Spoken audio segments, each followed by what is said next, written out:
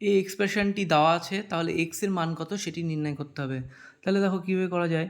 ফার্স্টে দেখো এটাকে লিখতে পারি x to the power 1 into x to the power half.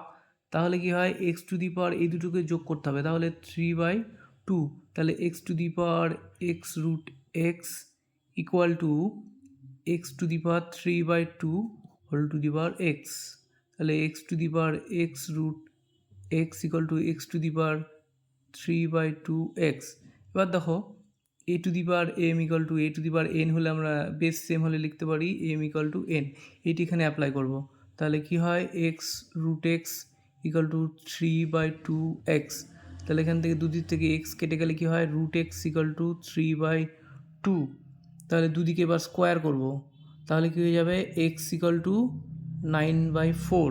তাহলে এটি হয়ে যাচ্ছে আমাদের অ্যান্সার। তাহলে অ্যান্সার কী হয়ে গেল, অপশান বি।